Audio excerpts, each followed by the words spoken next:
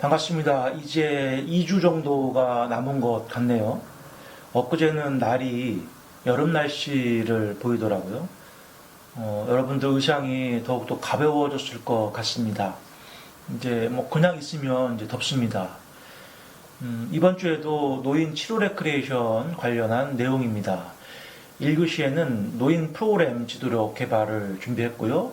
2교시에는 저번 주에 서울 모 교육원에서 노인 프로그램 실제 지도 방법 중에서 팀워크 고스톱, 집단 고스톱이라고도 합니다. 여튼 이 영상의 실제를 편집 없이 준비를 했습니다.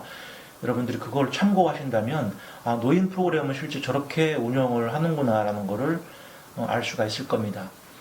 재미로 본다기보다는 그 분위기를 보시길 바랍니다. 참고로 영상의 참석자들은 여러분들처럼 학교는 아니지만 노인 프로그램 그 지도력을 개발할 실제 현장에서 활동하고자 하는 여성들이 이제 교육생들입니다.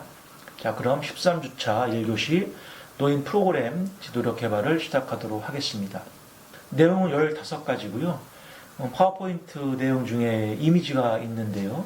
그 이미지는 실제 파워포인트의 내용과는 실제 그 지도력과는 관련이 없는 노인 프로그램을 실시하는 중에 찍었던 사진입니다. 그러니까 지도력의 내용과는 무관한 내용이기 때문에 그냥 분위기만 저렇구나라는 것만 보시면 되겠습니다. 자, 시작하겠습니다. 1번, 인내심을 갖고 기다려줘라. 노인 프로그램을 진행하는 진행자는 인내심을 본인 스스로가 가져야 한다는 내용입니다. 누구나 노인이 되면 생각도 느리고 결정도 느리고 당연히 생각과 결정이 느린 행동도 느릴 수밖에 없습니다. 그렇기 때문에 노인입니다. 그런 걸 이미 다 알고 시작했음에도 불구하고 진행하는 진행자, 강사가 노인의 결정된 행동이 나오기를 기다려주지 못하는 경우가 많이 있습니다. 물론 프로그램 시간이 제한되어 있어서 그럴 수도 있습니다만 노인이 생각하고 행동하는 것 자체를 기다리지 못하고 본인이 도와준다는 생각으로 직접 해버리는 경우들이 왕왕 있습니다. 그리고 개입을 한다고 하더라도 어느 정도 것을 해야 되는데 지나치게 자세하게 알려주는 경우들이 있다는 겁니다. 개입하는 경우가 있다는 겁니다. 이럴 경우 노인들이 무슨 생각을 하겠어요? 속으로 어떤 생각을 하겠어요? 참나 그럴 거면 왜 하라고 시키지 말던가 이런다는 겁니다. 노인들도 설명을 드리면 분명히 생각하고 결정된 내용을 실행에 옮긴다는 겁니다. 이런 메커니즘이 젊은이들보다 많이 느리다는 것만 우리하고 차이라고 보시면 됩니다. 그것만 다른 거죠. 만약 제한된 시간 때문에 그렇게밖에 진행할 수 없다면 프로그램 시간을 여유 있게 해야 한다는 것입니다. 계속해서 모자라는 시간을 배정해서 프로그램을 진행한다면 이건 교육을 위한 교육에 지나지 않는다는 겁니다. 보여주기, 보고소형 교육이라고 생각하는 거죠. 결론적으로 노인 프로그램을 진행하는 진행자, 강사는 노인이 충분히 생각하고 할 수 있는 시간을 여유롭게 드리고 그 행위가 나올 때까지 기다려주는 그런 인내심을 가져야 합니다. 이건 평상시 일상생활에서도 마찬가지입니다. 노인에게 무언가 물어보면 답을 여유롭게 기다려줘야 한다는 것입니다. 자, 2번 경쟁적으로 지도하자입니다. 이건 일반적인 레크리에이션 지도력 개발과 같은 이야기입니다. 노인들이라고 해서 경쟁심이 없는 건 아닙니다. 단지 예전에 젊은 시절보다 경쟁심이 많이 떨어져 있는 것 뿐입니다. 자, 그럼 어떻게 해야 하는가? 진행자는, 강사는 노인의 잃어버린 경쟁심을 살려줘야 하는 거죠. 경쟁은 무언가 하게 되면 열심히 할 수 있게 하는 힘입니다. 근거가 되는 거죠. 동기가 되는 거죠. 그리고 본인이 가지고 있는 심신의 능력 이상의 힘을 발휘하게 하는 것도 경쟁입니다. 또 더 들어가면 승패가 되겠지만요. 경쟁심을 발휘해서 열심히 하다 보면 좋은 결과가 나오게 되고 스스로도 성취감까지 느끼게 됩니다. 저는 그래서 그렇게 프로그램과 관련하여 이렇게 말을 하곤 합니다. 경쟁심이 없는, 경쟁적인 요소가 없는 여가 프로그램은 혼자 올라가는 등산과 같은 거라 말을 합니다.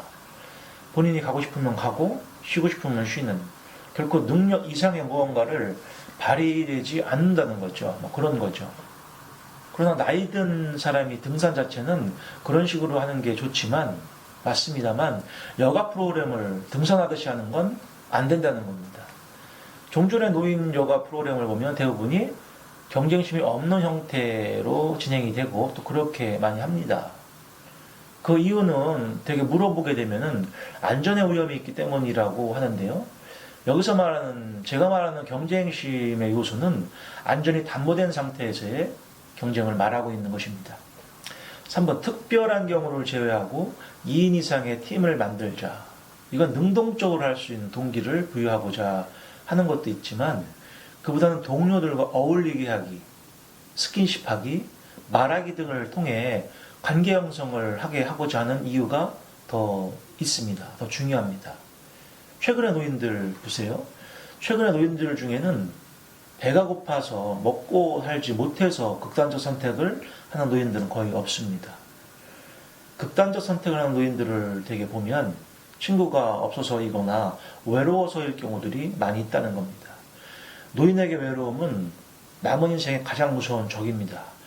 그럼 그렇다는 걸 안다면 노인 프로그램을 개발하는 개발자 입장에서는 프로그램을 통해 동료들과 함께 많이 어울릴 수 있는 기회가 제공되는 프로그램을 개발해야 한다는 것입니다.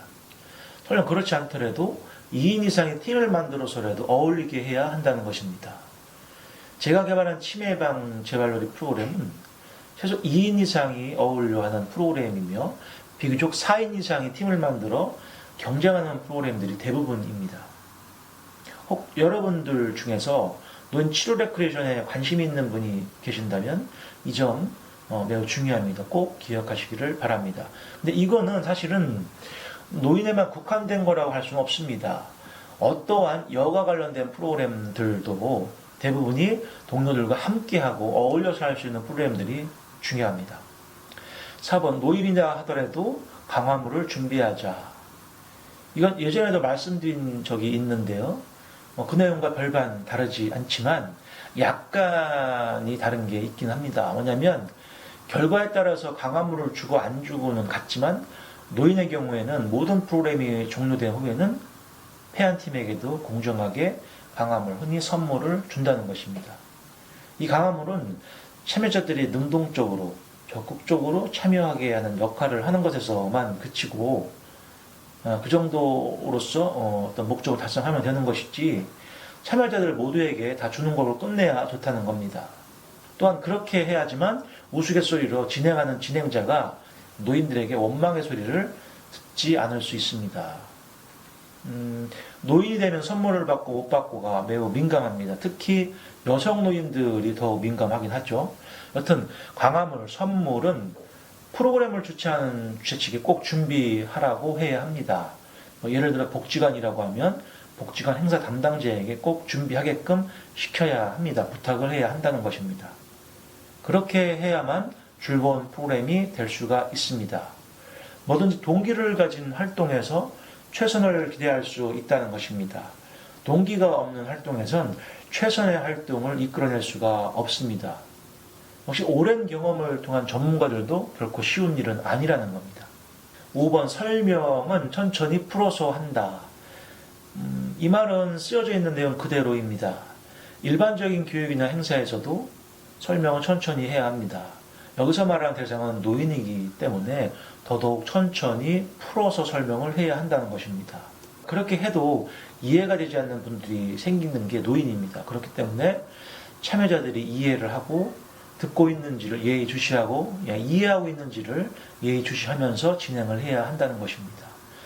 풀어서라는 말은 단계별로 하나하나라는 설명을 말하고 있는 것입니다. 그리고 설명이 오히려 길 경우에는 오히려 이해가 안 될 수 있으므로 짧고 간단하게 해야 합니다. 이렇게 설명을 풀어서 하는 대상은 노인과 유아입니다. 설명을 풀어서 또박또박 느리게 하는 거 이 역시 부단한 연습이 필요합니다. 쉽게 되는 건 아닙니다. 6번, 신체 활동은 말보다는 행동으로 보여주자. 이건 주로 몸을 움직이는 활동과 관련된 프로그램의 진행 방법입니다. 신체 활동 위주의 프로그램은 지나친 설명보다는, 매우 자세한 설명보다는 한 번에 보여주기가 더 전달력이, 그들의 이해력을 돕는데 더 중요하다는 이야기입니다. 물론 상황에 맞게 선택을 해야 합니다. 그래서 100% 모두 그렇다는 것은 아닙니다만, 노인 관련 프로그램을 저의 경험으로 한 1200여 회를 진행해보고 얻은 결과를 보면, 거기에 비추어보면 대부분이 그렇다는 이야기입니다. 매우 간단한 프로그램은 짧은 설명으로도 가능하기는 합니다만, 여튼 그러나 가장 좋은 지도 방법은 행동으로 보여주는 게 가장 좋다는 것입니다. 보조 진행자를 통한 보여주기든지 진행자가 직접 보여주기를 하면 됩니다. 근데 진행자가 보여주기 하는 것보다는 보조 진행자가 보여주는 게 더 좋습니다. 그건 진행 경험을 하다 보면 여러분들도 충분히 알게 되는 내용입니다. 7번, 어려운 규칙일 경우 단계별로 나눠서 지도하자.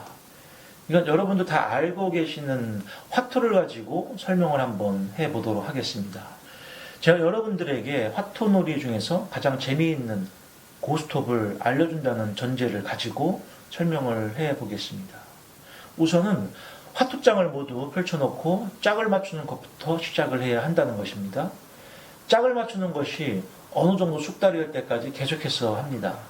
그런데 이때도 중요한 게 있습니다. 그냥 짝을 맞추기 하는 것보다는 간단한 게임을 통해서, 게임화시킨 짝 맞추기를 통해서 알려줘야 한다는 것입니다.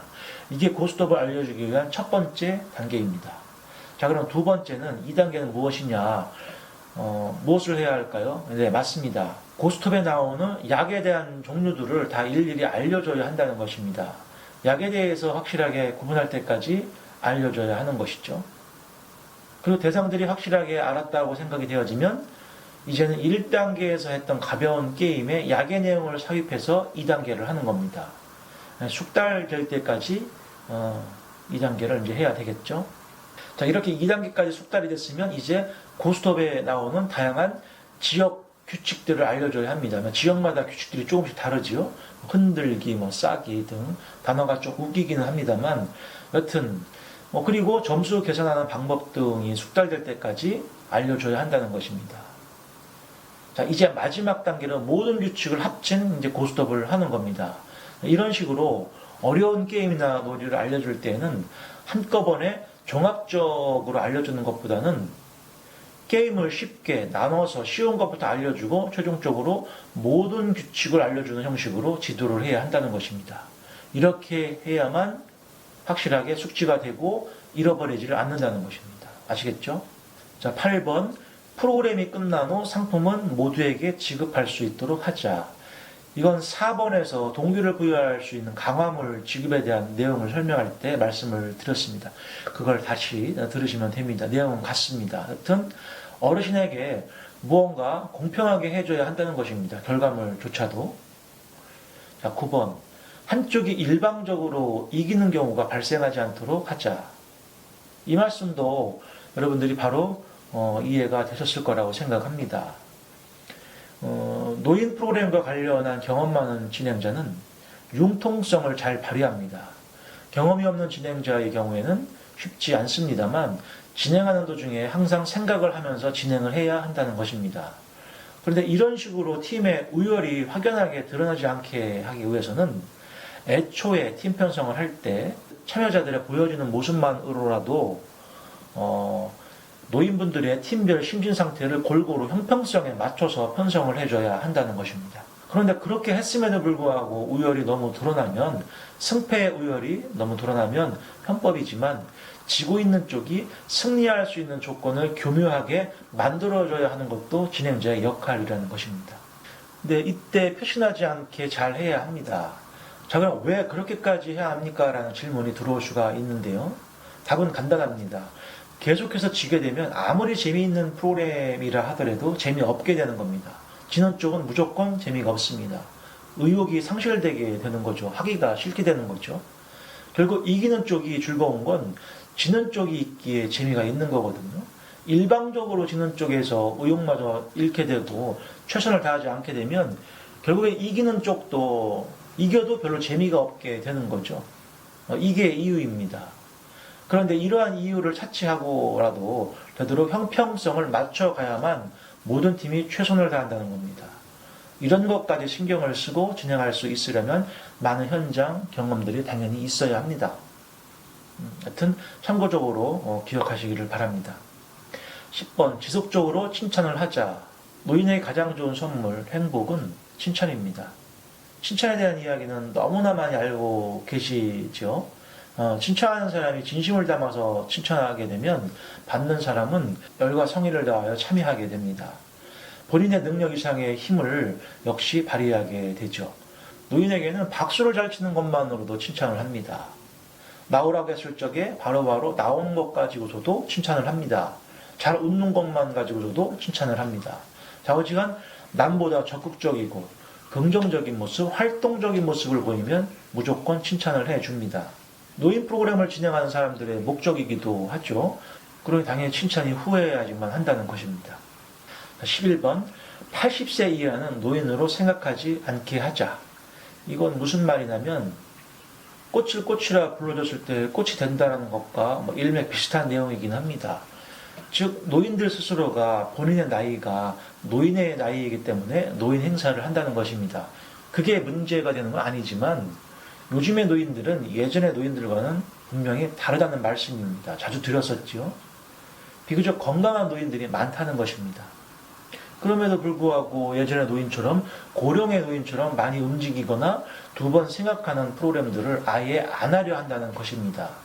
이건 본인의 능력을 스스로 노인화하기 때문에 발생하는 이유일 수도 있다는 것입니다.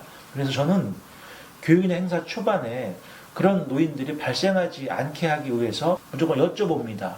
80세 미만 분들은 손 들으라고 이제 주로 합니다. 그리고 80세가 안 되시는 분들은 노인이 아니고 아직은 청춘입니다라는 생각을 가지고 임하게 한다는 것이죠. 그렇게 주문을 걸게 합니다. 물론 노인들마다 개별적으로 다 다르죠. 심신의 능력 차이가. 제 말이 과한 말씀이라는 건 맞지만 그래도 그렇게라도 하면 비교적 좀 전보다는 나은 모습을 보인다는 겁니다. 인간의 언행은 본인이 생각하기에 따라서 달라진다는 것입니다. 자, 12. 노인 소품은 완성도 있게 만들어 활용하자.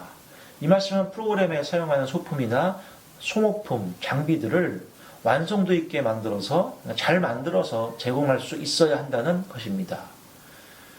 예전에는 흔히 칠판을 사용하여 한다든지 대충 그려서 한다든지 종이에다가 그려서 한다든지 그런 형태로 하는 경우가 많이 있었었는데요. 이제는 근사하게 만들어서 활용할 수 있어야 한다는 것입니다. 앞으로 노인층에 진입하게 되는 노인분들은 이미 자랄 때부터 서양 문화를 접하면서 자랐던 부류입니다. 이벤트와 레저를 알고 즐겼던 사람들입니다.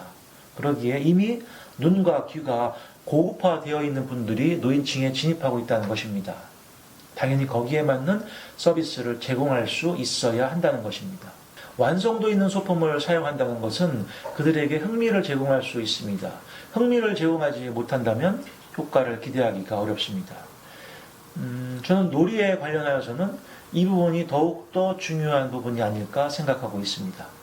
13번 호칭은 젊은 기분이 들도록 서로 정하자. 노인이 노인 행사하는 것과 일맥상통하는 것인데요. 주로 어르신이라는 말을 쓰기도 합니다. 그런데 저는 간혹 누님이라고 하거나 형님이라고 할 때도 있기는 합니다. 버릇없다는 말씀을 드릴 때도 있고 할 때도 계시지만 상황에 맞게 할 때가 있습니다. 할머니의 경우 징그럽다고 하기도 합니다만 듣고 즐거워하시는 분도 분명히 계십니다. 내가 젊어지는 기분이다라고 말하시는 분들도 계십니다. 그런 분이 한 분이라도 계시게 되면 사용할 수가 있는 거죠. 여튼 저는 이제 그런 말들을 써도 가능한 분위기를 이미 만들어 놓고 하기 때문에 저는 주로 그런 식으로 하긴 합니다만 여튼 그렇습니다. 14번 못할 것 같다고 미리 예단하지 말자. 이 말은 노인 관련 프로그램을 준비하면서 이것은 노인이 할 수 없을 것 같다고 진행자 스스로 포기해버리는 것을 말합니다. 그런데 그와 같은 프로그램, 그러니까 약간은 복잡한 프로그램을 이해시키려면 진행자가 잘 풀어서 단계별로 설명을 잘 해야 하는데 그 자체 하는 것에 대한 부담이 있어서 그래서 포기하는 경우도 있다는 것입니다. 이건 제가 노인을 연구하면서 스스로 경험한 사례입니다. 저는 그래도 못할 것 같은 프로그램이라고 하더라도 아예 준비 자체를 하지 않은 적은 없습니다. 일단 가져가서 노인들의 컨디션 상태가 좋을 때 한번 해보는 겁니다. 그런데 의외로 잘하시는 경험들을 많이 해봤습니다. 여기에는 제가 제 자랑은 아니지만 제 자랑을 하는 것 같아 송구스럽긴 하지만 설명을 잘 해주는 것도 물론 작용했겠죠. 여하튼 진행자가 노인들의 프로그램의 소화 능력을 스스로 판단하지 말라는 것입니다. 또한 진행자가 어려워 보이는 프로그램을 노인들이 할 수 있게 한다는 것은 도전해 볼 만한 가치가 있다는 것입니다. 자, 15번 마지막입니다. 다양한 상황에 맞는 멘트를 준비하자입니다. 프로그램 자체가 재미있다 하더라도 프로그램을 진행하는 것에 그치지 말고 재미있는 유머, 농담, 상황에 맞는 멘트들을 스스로 준비해서 적절한 타이밍에 구사해야 한다는 것입니다. 무미건조하게 프로그램 규칙이나 방법을 알려주고 방관하는 관리형 자세로 있는 것보다는 그 상황을 눈여겨보고 있다가 재미있는 멘트를 구사해야 합니다. 그럼 더더욱 재미가 있습니다. 종종 노인들이 이렇게 말을 하곤 합니다. 프로그램도 재미가 있는데 선생님의 말씀이 더욱더 재미있어서 더 열심히 하게 된다. 이런 말들을 하곤 합니다. 우리는 종종 노인 프로그램의 규칙과 방법만 알려주면 책무를 다한 것으로 착각을 하기도 합니다만 결코 아닙니다. 노인들 세대에 맞는 재미있는 유머가 분명히 있습니다. 그걸 발굴하는 것도 진행자, 강사의 역할입니다. 본 수업에 그런 많은 유머들을 알려드릴 수는 없습니다만 참고하시기를 바랍니다. 이렇게 해서 13주차 노인 프로그램 지도력 개발의 이론적인 내용을 모두 마치도록 하겠습니다. 2교시에는 아까도 말씀드렸다시피 영상이 있습니다. 그래서 여러분들이 영상을 꼭 보시기를 바랍니다. 감사합니다.